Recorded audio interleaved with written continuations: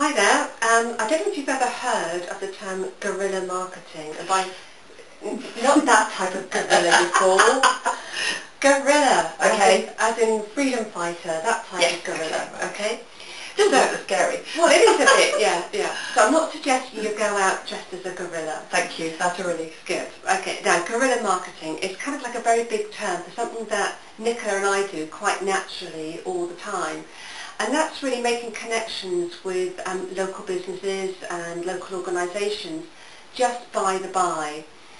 We mentioned in the DVD that we tend to try and buy locally wherever we can. So we go to the post office to buy our stamps and the newsagent to buy our newspapers and so on. But that kind of extends much broader than that.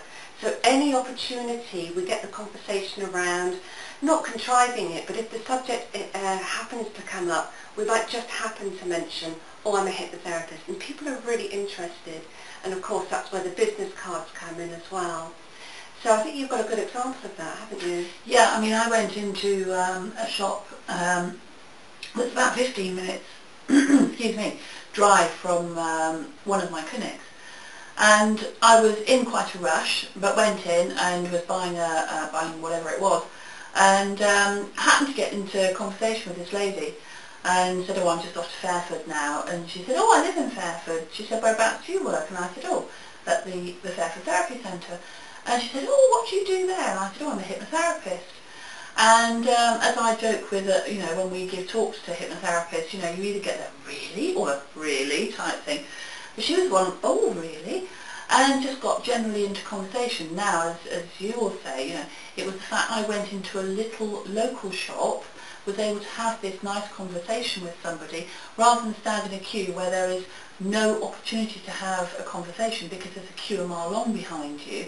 So this is where you come to the difference between supermarkets and small grocery stores.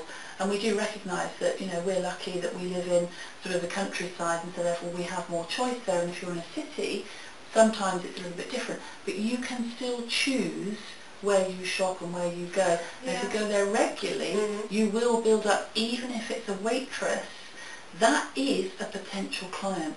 Yeah, and it's not just the fact that they might be a client, but they will perhaps remember you.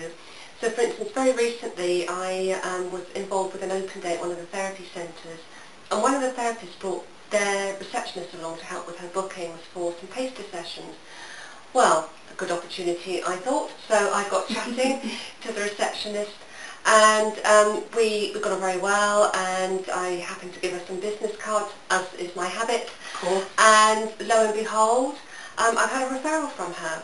Now, I haven't actually seen that person for therapy, but several times, as a result of that one afternoon, I have had several referrals from people who just remember me because I was talking to them. So it's not just about pulling that person in for therapy. They will remember you, and if the subject comes up with someone else, they'll think, oh no, they're a nice person, they're a human being, so they will recommend you. And you see, it doesn't really matter where you are, because I can recall, you know, another story which was, you know, wasn't quite so amusing at the time, but I was taken ill, taken into hospital, and the little nurse was saying, oh, what do you do, trying to keep me, you know, distracted from what was going on, and I was thinking, oh, grief, you know. I said, well, I'm a hypnotherapist. And she went, really? She was one of those. And I said, yes. And that moment the staff nurse came in, and the little nurse said, oh, this lady's a hypnotherapist. And I got, really? And blow me, who was it who came in to see me 3 weeks later? But in actual fact, the staff nurse. And this is where you've got to be careful you don't prejudge your clients or your potential clients. But whether it's counselling, you know, whatever type of therapy it is that you do, reflexology, Indian head massage, etc., etc., this is where it makes those local connections start to spread the word.